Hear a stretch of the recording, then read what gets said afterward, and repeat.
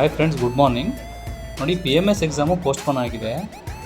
Government ಇಂದ ಸುತ್ತೋಲೆ ಆರ್ಡರ್ನ ಕೊಟ್ಟಿದ್ದಾರೆ. ಏನಂದರೆ ಡಿಸೆಂಬರ್ 2024 ಡಿಪ್ಲೊಮಾ ಥಿಯರಿ ಪರೀಕ್ಷೆಗಳನ್ನ ಅಂದರೆ ಯಾವುದು 7ನೇ ತಾರೀಕು ನಡಿಬೇಕಾಗಿದೆ ಅಂತ ಮತ್ತು 11ನೇ ತಾರೀಕು ನಡಿಬೇಕಾಗಿದೆ ಅಂತ ಅಪ್ಲೈಡ್ ಸೈನ್ಸ್ ಮತ್ತು PMS ಎಕ್ಸಾಮು ಪೋಸ್ಟ್ಪೋನ್ ಆಗಿದೆ. ಇದು ಯಾಕೆ ಅಂದರೆ KPSC ಅವರು PDO ಎಕ್ಸಾಮ್ಸ್ನ ಮಾಡ್ತಾಯಿದ್ದಾರೆ.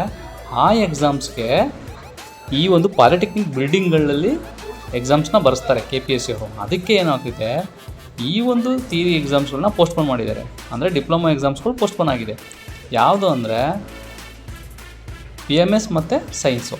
PMS ಬಂದು 16ನೇ ತಾರೀಕಿಗೆ ಪೋಸ್ಟ್ಪೋನ್ ಆಗಿದೆ. ಸೈನ್ಸ್ ಬಂದು 14ನೇ ತಾರೀಕು ಇರುತ್ತೆ. ಸೊ ಕನ್ಫ್ಯೂಸ್ ಆಗಬೇಡಿ. PMS ಬಂದು 16ಕ್ಕೆ ಪೋಸ್ಟ್ಪೋನ್ ಆಗಿದೆ. ಅಪ್ಲೈಡ್ ಸೈನ್ಸು ದಿನಾಂಕ 14ನೇ ತಾರೀಕಿಗೆ ಪೋಸ್ಟ್ಪೋನ್ ಆಗಿದೆ. ಇನ್ನುಳಿದಂತೆ ಪರೀಕ್ಷಾ ವೇಳಾಪಟ್ಟಿಯಲ್ಲಿ ಯಾವುದೇ ಬದಲಾವಣೆ ಇರೋದಿಲ್ಲ ಅಂತ ಹೇಳಿದ್ದಾರೆ. So all the best for your exams. ಚೆನ್ನಾಗಿ ಪ್ರಿಪೇರ್ ಆಗಿ. ಇನ್ನೊಂದು ವಿಷಯ ಏನಂದರೆ, ಈ ಎಕ್ಸಾಮ್ಸ್ಗಳನ್ನ ಕನ್ನಡದಲ್ಲೂ ಕೂಡ ಬರಿಬೋದು. DTE ಎಕ್ಸಾಮ್ಸ್ಗಳನ್ನ ಇತ್ತೀಚೆಗೆ ಕನ್ನಡದಲ್ಲೂ ಬರಿಬೋದು ಅಂತ ಗೌರ್ಮೆಂಟಿಂದನೇ ಆರ್ಡರ್ ಕೊಟ್ಟಿದ್ದಾರೆ. So all the best. English ಆಗಿರ್ಬೋದು, ಕನ್ನಡ ಆಗಿರ್ಬೋದು, ಎರಡರಲ್ಲೂ ಬರಿಬೋದು. ಚೆನ್ನಾಗಿ ಮಾಡಿ. Thank you.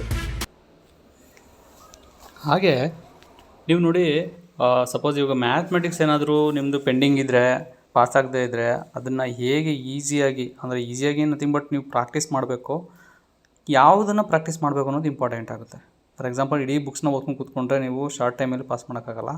ಅದಕ್ಕೋಸ್ಕರ ನಿಮಗೆ ಯಾವ್ಯಾವ ರೀತಿ ಕ್ವಶನ್ಸ್ ಬರ್ಬೋದು, ಮತ್ತು ಸರ್ ನಮಗೆ 40-50 ಮಾರ್ಕ್ಸ್ ತೊಗೊಂಡ್ರೆ ಸಾಕು ಸರ್ ಅನ್ನೋರು ಕೆಲವು ವೀಡಿಯೋಗಳನ್ನ ನಾನು ಮಾಡ್ತಾಯಿದ್ದೀನಿ.